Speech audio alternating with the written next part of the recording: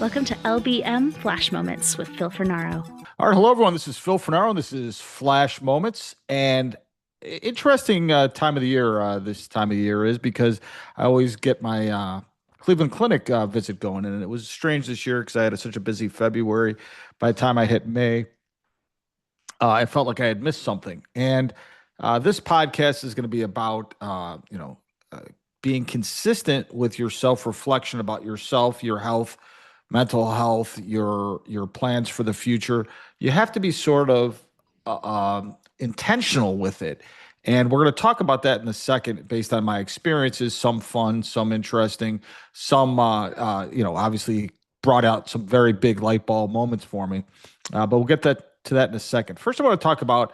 We just had an episode, or by the time you listen to this, a while back, had an episode 195, and it's about relationship capital. And I've been talking a lot about relationship capital and how it fits in my life. And what's interesting is I never sort of had a name for it. Now we call it relationship capital, and it's basically how I've built my life and the people around me and how they surround me and how they interact with me. I try to find myself. Connected to people that have strong relationship capital. And it's funny, I go, where did I get this sort of skill set of being able to connect with people and really sort of drive all the wonderful conversations that we have in this podcast? Because what's happening is that we keep on getting more and more connectivity. So I'm the other day, my mom had an issue with her vehicle, and we've always bought our vehicles, with the exception of my Tesla, of course, through Chris Napleton and his family have lots of dealerships. And my mom taught all the Napleton kids, then grandkids and their kids, whatever the case may be, at St. John of the Cross grade school in Western Springs, Illinois. And they've always taken care of her whenever she needs something. It's no hassle. We go and purchase our vehicles. Everything's good. They have tremendous service.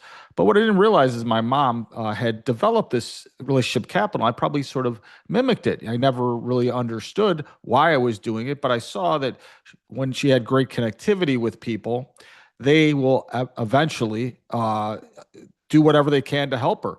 And my mom's just teaching kids, helping people out, doing what she's doing. But it's important to know that this is something that I probably learned over time and just recognized now. So it was an interesting situation. It was a very difficult situation with the vehicle. We knew that no one else would be able to handle it. So we just needed initial words of advice, and it was Chris Napleton, and eventually the dealer was Kevin Kiziak, who my mom had didn't know was at this dealership for the Hyundai in Palatine, the Napleton Hyundai in Palatine.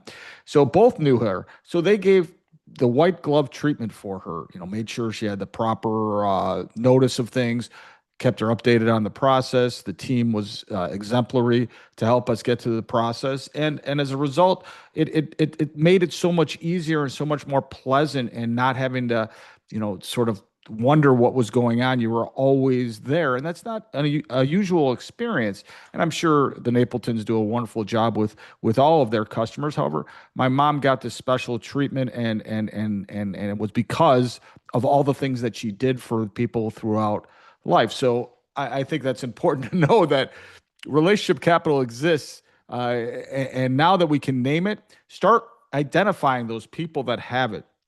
Start working on achieving those things for yourself. So pretty nice story. Mickey Fernaro out there, Mrs. Fernaro, the teacher, nice job on building such great relationships and helping me learn that that's the most important thing to me as well. All right, so let's talk about consistent self-reflection. So I went to the Cleveland Clinic, and every year I look forward to it. Why? Because it gives me a motivation both going in to the appointments, and then when I leave, because when I go in, I have a certain reflection. So this was my third year. So the first year was all the testing, and I know I've talked about this before, but it'll be a little bit different this year because it's important to understand why I do this, or why someone should do something like this. So I was sitting there the first year, and I worked hard, worked out real hard. Ate okay, not perfect, and then it came around and I got my results. So the next year, I worked super, super hard exercising. That was year two, and I ate a little bit better, but not drastically better. And my results were better, and it was stronger, and everything was great. Then year three, I tried something different, and not that it was intentional. I'm going to explain that in a second. I tried something different. I went ahead and I exercised less, not because I didn't want to. The last year was obviously full of light bulb moments. The podcast, growing the law firm OGC model, and just getting and learning and embracing myself into AI. So that's all a bunch of excuses. I know you're going to say, it's excuses, but I worked out less. Why? Because I prioritize these other things, the learning, the self reflection, self awareness more. However, I ate way better this last year. I was really, really good with the quantity of processed foods was almost none. I ate very good meals. I ate a lighter. I felt better. But guess what? It was my results weren't as good. And then, I was sitting talking to the doctor, and the doctor says, he goes, yeah, if you do both, it makes a difference, and it does. So the fact that I'm having this guidance of knowing what my results are, and I know that eating better and exercising as a combination is going to be better than doing just one. Obviously, it's better to do one than none. However, you got to think about this is that it's a very important segue into your life is that now as you get older, I mean, you should be taking care of this stuff when you're younger so that it's easier when you're older. So to understand that these are important things for you. So yeah, the light bulb moment, there was many, and I'm going to tell you a couple more, but he said, yeah, eat better, exercise, you're going to be in better shape moving forward. So it says, okay, that's great. So I planned and I thought about this, how I'm going to achieve this, but only until I got to the mental health coach, life coach, whatever you want to call it. I've been to him 3 years now, and actually look forward to it. And I'm not one to go to many or concentrate with somebody, a third party, but it's good. It's a reflection, a time for like about an hour just talking to somebody. So the first year, I worried about my relationships with others, so I concentrated for the whole year on my relationships with others, trying to de-escalate situations, growing my understanding of other people. The next year, the mental health coach said, "Hey, listen, you concentrated, did a good job in that. Start working on yourself, become more self-aware, more self-reflective." I go, "Okay, I'll give it a try." So I did, and it was great. I accomplished those things, not because anything. The guy didn't force me. He didn't, he said just think about it. We talked about it, and that was it. He set parameters in my brain and said, yeah, okay, let's try it.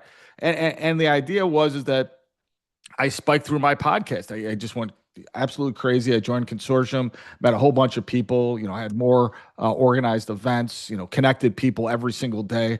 It was very rare, except on the weekends when I don't connect somebody, and that's because I don't want to bother them. I reconnect them on Monday. But these were all things that it was made me joyful, gave me energy.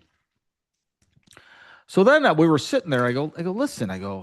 This is a problem for me. This is for this third year, and I go, I've given up my exercise routine, and I'm eating better, but I can't get back in my exercise routine that I really wanted to do.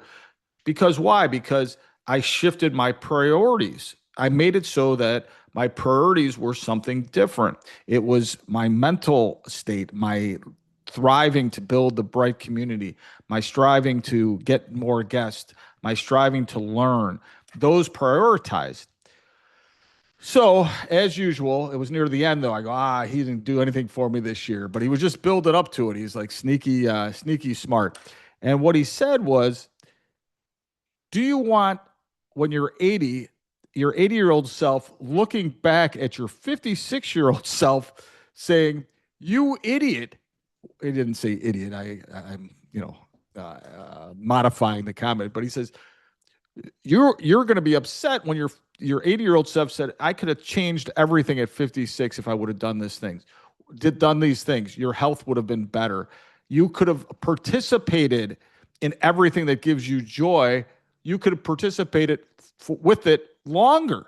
So let's say I didn't take care of myself healthy. Let's say I'm 80 years old, and at 70 to 80, I couldn't do light bulb moments. because I didn't take care of my health and I didn't, do the things necessary to get to the next step. He says, "What are you going to think about yourself at that point? What are you going to be thinking?" And I go, "Oh my goodness, the light bulb moment of all light bulb moments. I can extend the joy that I feel at this very moment further into the future if I take care of myself physically. I eat the right things, I exercise, I concentrate on it." So then, not that he just gave me the best light bulb moment of the year, I said, "So why can't I do it? I want to do it. Now I've got an incentive to do it. What's my problem?" He says, "Listen, you need help. Not, other more help, mental health help, but you need help. You need someone to assist you." So your next stop is the physiologist. Get a trainer. And we talked about that last year. I didn't. But the trainer gives you expectations that you have to meet this expectation. You have to go and work through this. You have a set time period to do it. And then guess what? Then you sort of build into it because then there's something out there that's sort of dragging you along and there's a commitment. So I realize is that I can't when I'm in this when I'm in this realm of if every free moment I want to do a podcast, then I can never exercise. So the idea is I've got to do other things. I got to walk to work. I've got to figure out a way to reschedule that. There's a light bulb moment. I was trying to figure this out. I have to have my schedule, no matter how full. If I have to work an extra 2 hours at night, so be it. But at least I get my walk into to the office, or I bike to work instead of driving my car, and then getting the trainer a couple of days a week. And they said you have to, even your weight is down, it's still your muscle mass is not staying as it is, because as we grow older, it sort of deteriorates a little bit. So you have to build it up, but it's not a lost cause. I got to keep on telling you, I got to get started on it. So that was the idea, is that I took away something each of the 3 years. And I'm not saying everyone has to go to the Cleveland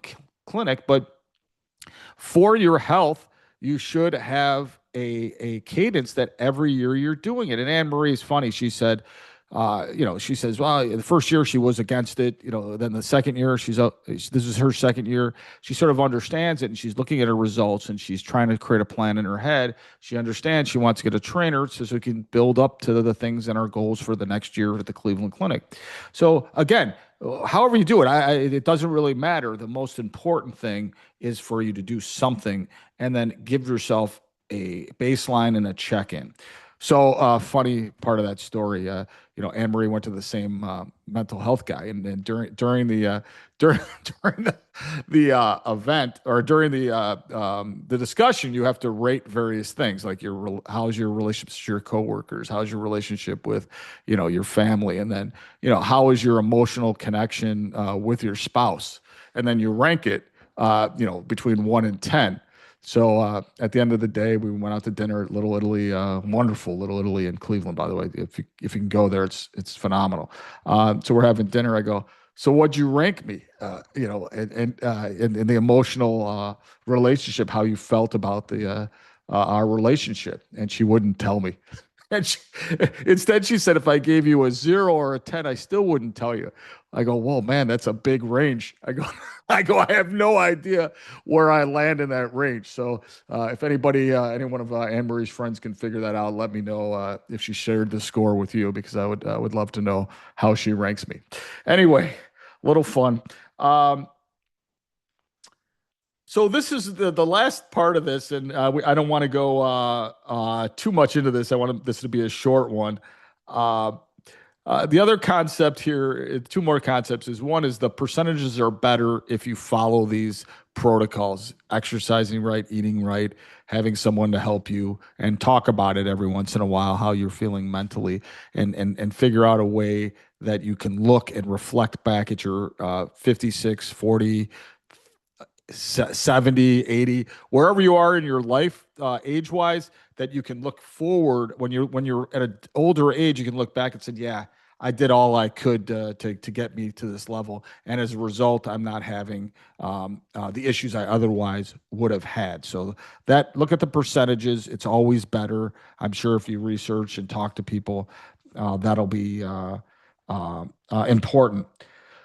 And then the last thing, which I thought was pretty interesting about when I talked to the physiologist there, and they said, yeah, get a trainer. I mean, you're a social guy, they said, why not pair it with that? Because someone told me, and I don't know if this is true, but that people are more apt to talk to their trainers than to other people, family, mental health, people, etc., because it's less intimidating. You're exercising, you're feeling better about yourself, and you just have a conversation. So that's the one thing that gave me the light bulb moment from the physiologist. So now I've talked to the main doctor, physiologist, and the mental health consultant all about these things, and they all told me the same thing. Is that you need others to help you get to the next step. So great episode, nice and short for me because I got to reflect on something that I've been wanting to reflect since I got there. Again, life got in the way when I got back here. My work accelerated, and I'm going to talk about that in another flash moment. So, ironically, this episode lines up beautifully with our guest for tomorrow, Omer Houston. So, your voices have been heard. So, we're starting to get more younger people on the podcast as guests. And ironically, Omer Houston, I met at the gym where I work out, the Park District Lagrange Lagrange Fitness. And what is cool about it is that we're just happening to talk. I mean, it's to the point of talking to people at the gym. I said, hey, listen, what are you doing? And I just explained what the podcast was about. He goes, oh, that's awesome. I'm doing something on YouTube. I have YouTube channel called The Almighty Mind. I said, oh, well, that's interesting. Tell me a little bit about it. So he goes, yeah, please. And this was like a year and a half ago. He goes, please don't tell anybody. I don't know why I'm telling you, but my idea is that I want to get to a certain amount of followers, which is incredible amount of followers, and then we'll release it. And then I'll come on your podcast, Phil. I would love to do it. But he's a younger guy. It's wonderful. We had Steven Vukinich and Matthew Kurbis. We're starting to get these younger people that are going to be jumping. We're going to have Alec Eichert on as well. So these people are getting a little younger, so you get a little different perspective. He's a young guy, but he has these powerful ideas, and this Almighty Mind podcast is all about positivity and taking care of your health and developing good habits, and then just really getting motivated. Really cool channel, and he's going to talk more about it tomorrow. But he's definitely on his way to being an influencer, and we're so glad to have him on our podcast so he can project that. And I know it's going to resonate with a lot of you, especially our younger generation. But you never know. Maybe our older generation, as we get back into the exercise routine, maybe this will help us get motivated as well. So we'll see everyone tomorrow for another positive day of illuminating thoughts and light bulb moments. Stay bright, everyone.